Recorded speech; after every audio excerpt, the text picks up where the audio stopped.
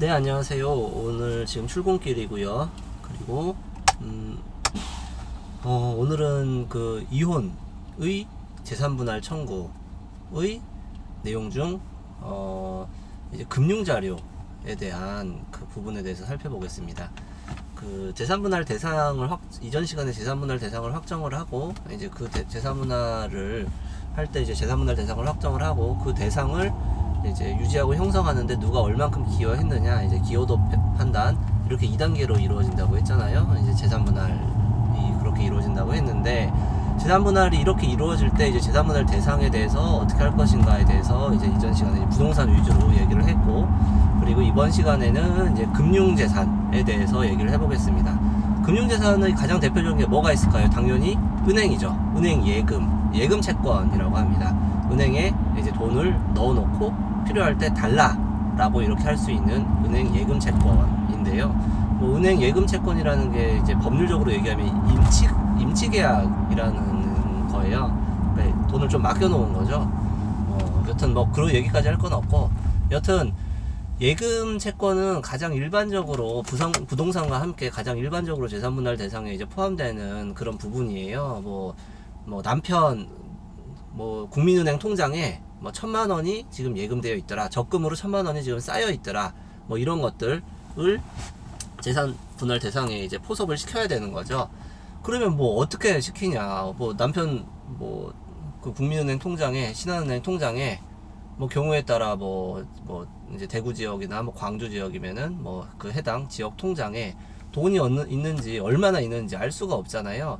그래서 하는 것이 이제 법원에 금융정보 그에 대한 이제 조회 신청을 할 수가 있어요. 법원에 그 신청을 하면은 법원에서 해당 은행에 알려달라라고 이제 명령을 내립니다. 그러면 은행에서 알려주겠죠. 그게 시간이 좀 걸려요. 뭐 짧게는 이제 보름, 이제 법원에서 채택을 하면은 짧게는 보름, 뭐 길게는 뭐 한 달씩 걸리는 경우도 있기는 해요. 여튼 그렇게 금융재산을 이제 확보하는데, 그러면은 뭐 어떻게 물어봐야 되느냐, 법원에. 소급해서 뭐 일정 기간 동안 이것을 물어보는 게 이제 맞아요. 왜냐면 이혼을 할 만한 상황이 되면은 재산들을 많이 빼돌려요. 뭐 재산을 뭐 통장에 뭐 1,000,000원 있었는데 뭐 800만원을 현금으로 뽑아서 이제 가지고 있다, 뭐 이런 식인 거죠.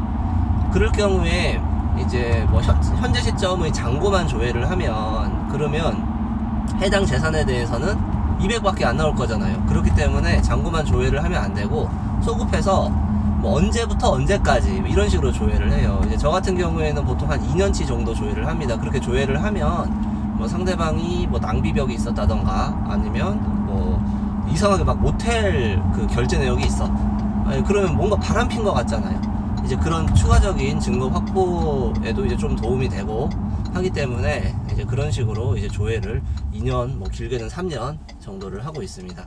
그런데 근데 막 뭐 10년치 이렇게 조회하면은 특별한 사정이 있어야 법원에서 허락을 해줘요. 뭐 3년, 2, 3년이 제가 볼 때는 가장 일반적이고, 뭐 3년을 넘어가는 경우에는 이제 법원에 그런 특별한 사정을 좀 소명을 해야 법원에서 그렇게 명령을 이제 내려주는 등 이제 도와주는 것 같아요. 네. 여튼 그렇게 금융정보를 조회하는 방법으로 하시면 되고, 금융정보는 뭐 여러 은행들이 여러 곳이니까 여러 군데 조회하시면 돼요. 그리고 금융 하면은 요새는 또 뭐 이제 은행만 있는 게 아니고 뭐 주식도 있고, 그러면 증권회사에 또 조회하면 되겠죠. 그리고 또 뭐가 있을까요? 보험 가입하면은 뭐 실손보험 같은 경우에 환급이 되는 상품이 별로 없는데, 그렇지 않고 뭐 연금저축, 뭐 연금보험, 그 뭐 일반 보험이라고 하더라도 이제 환급되는 그런 이제 옵션이 들어간 이제 그런 보험들이 있단 말이에요. 즉 해지 환급금을 조회해야 돼요. 이혼 시점에서 만약에 이 보험 계약을 해지할 경우에 얼마가 환급되는지 조회를 역시 법원 통해 가지고 조회를 해서, 역시 금융정보에 대한 조회 신청을 해서 그 내용을 재산분할 대상에 포함시키는 거예요. 은행 예금이랑은 조금 성격이 다르지만 그것도 어쨌건 금융권에 대한 조회인 거죠. 이렇게 지금 얘기 드린 정도가 주로 이제 금융권과 관련돼서 이제 조회 절차가 진행되는 것입니다.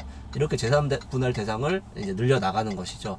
그 외에 뭐 이색적인 그런 조회 절차들이 있긴 한데 여기서는 주로 문제되는 것만 이제 언급을 해드립니다. 오늘은 여기까지 하고요. 다음 시간에 또 다른 부분을 또 얘기해 드리겠습니다.